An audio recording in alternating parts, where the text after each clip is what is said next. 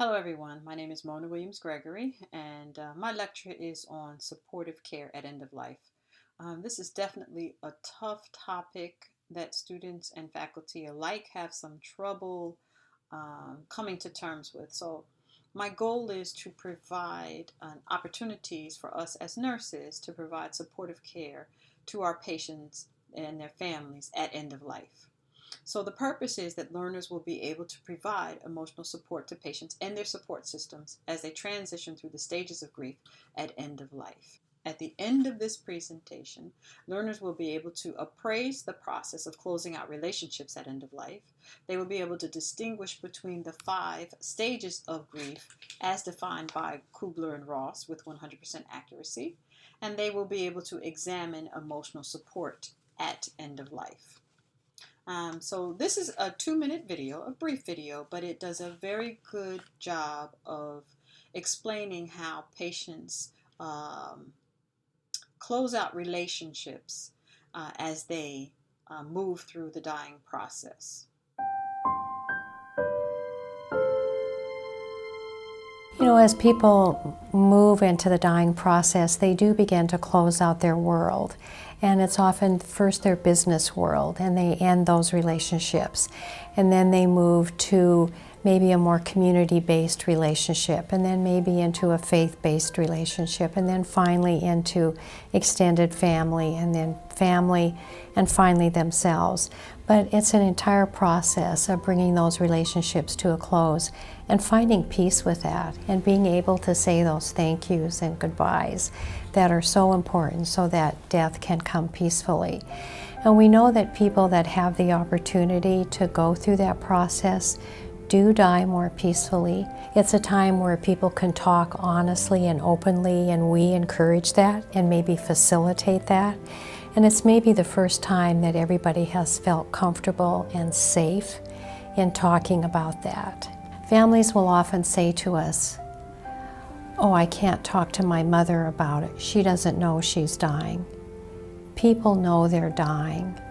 And when we acknowledge that, they are generally so grateful that they can now talk openly and say the things that are in their heart that they need to share with their loved ones. Healing, reconciliation happens every day during the dying process, and it's often a surprise to people about how open and loving people can become and what they're willing to say and share, under these circumstances. The work of the dying is coming to peace and finding meaning and purpose. This next video shows us the process that patients and families go through as they move through the grieving process, as they learn to cope with death. It's about 4 minutes. Listen, there's no right or wrong way to deal with the loss of a loved one.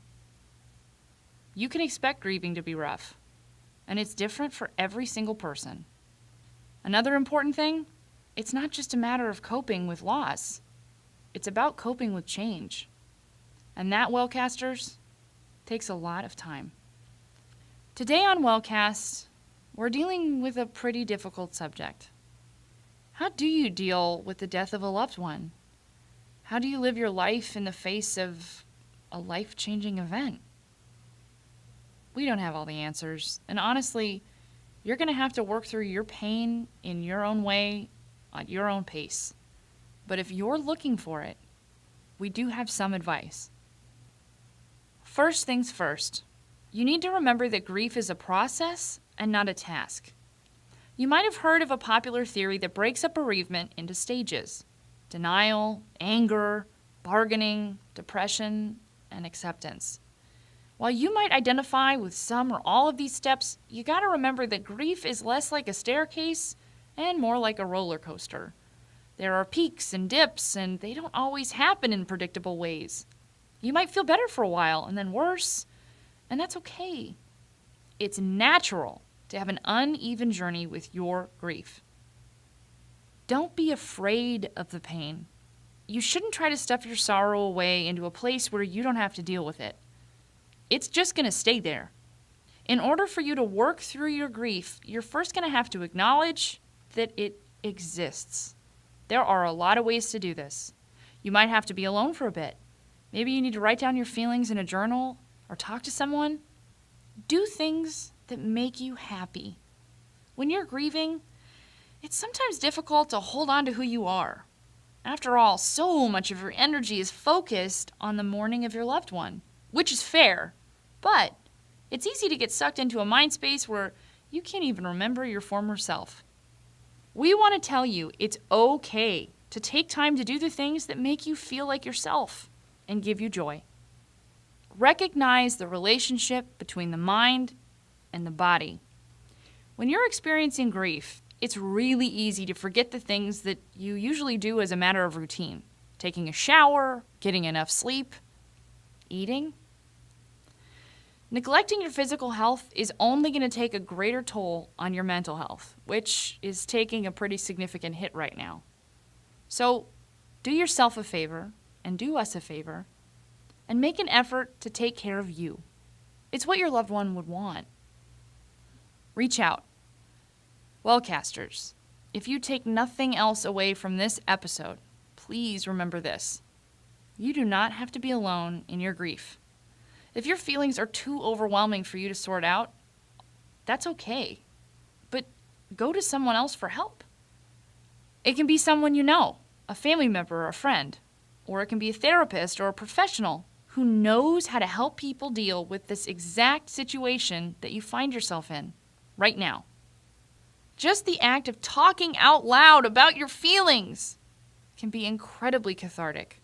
Finding someone who can help you sort them and work through them is even better. So let's talk about those stages of grief. There are 5 stages of grief as defined by Kubler-Ross. The first is denial. Denial is a stage that acts as a buffer. It gives the person an opportunity to regroup and to eventually mobilize other defenses. In this stage, the person finds it very hard to believe and accept the inevitable. The second stage of grief is anger. Anger allows the full force of emotions to be expressed by the patient, significant other, and or family. Anger may manifest itself in behavior such as noncompliance, aggressive behavior, provoking fights, antisocial behavior. All of these may be present in the stage of anger. The third stage is the bargaining stage. And the bargaining stage is an attempt for the patient or family member to postpone or even negate the inevitable. Bargaining may be manifested as very apologetic behaviors or even deal making. The fourth stage is the depression stage. So in the 5 stages of grief as defined by Kubler-Ross, the depression stage is actually a good thing because depression is actually the person preparing for acceptance. So it is the initial realization that the inevitable is about to happen.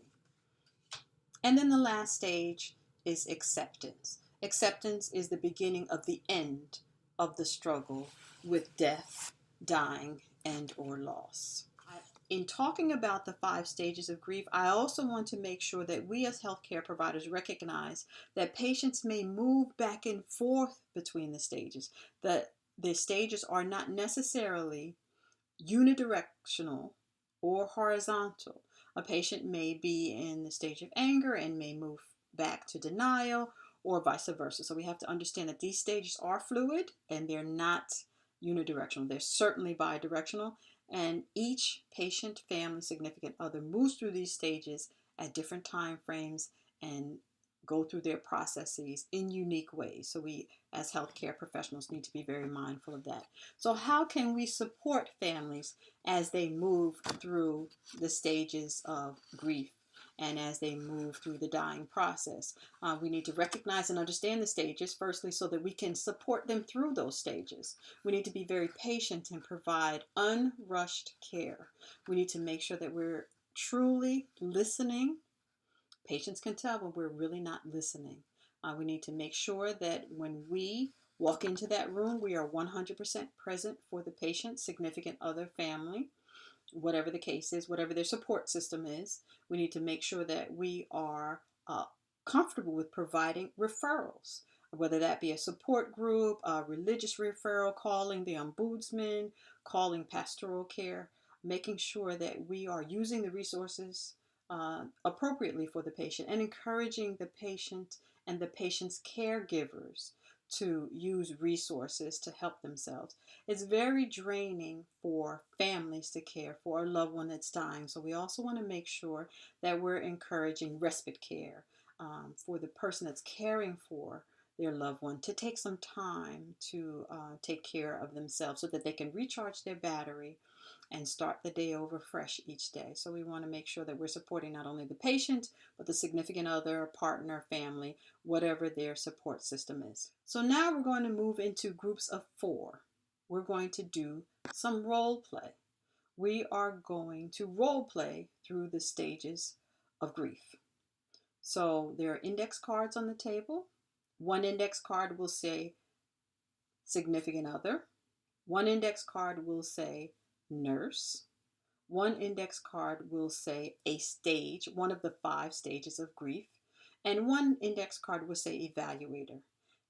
If you turn over the card that has one of the 5 stages of grief on it, then you are the patient and your job is to act out that stage.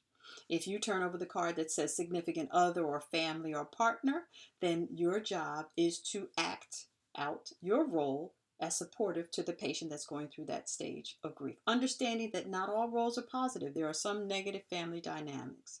If you turn over the card with the RN on it, then you are the nurse caring for the patient.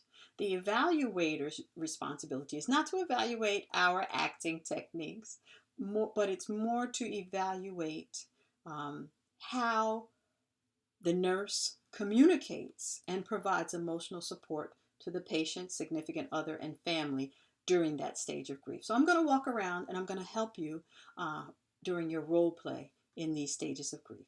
So now, we had fun with the role playing. Now we're going to move into small group work. We're going to stay in our groups of 4s. I'm going to incorporate strategies to support our patients during this time of grief, death, and dying into our care plan. So our care plan has our normal nursing interventions for their medical diagnoses, but we're going to take the techniques that we've learned today and we're going to incorporate some of them into our plan of care for the patient.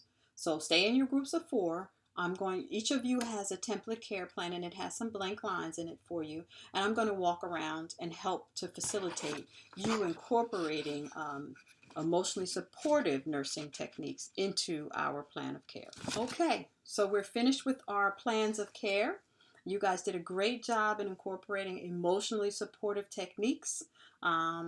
I know that this is a tough topic, but you guys are really doing a great job, and I know that this content is really tough.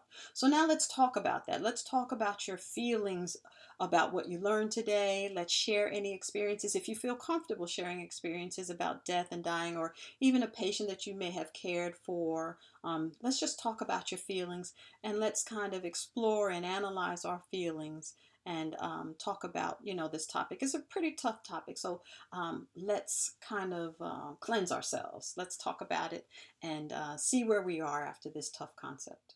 Okay, that was a really rousing discussion on death and dying, where you all have shared some wonderful experiences. I thank you for your candor. I thank you for sharing your thoughts and your feelings. And I know that this is a tough concept, but I trust that these exercises will help us learn to incorporate emotionally supportive techniques into our nursing plans of care. Thank you.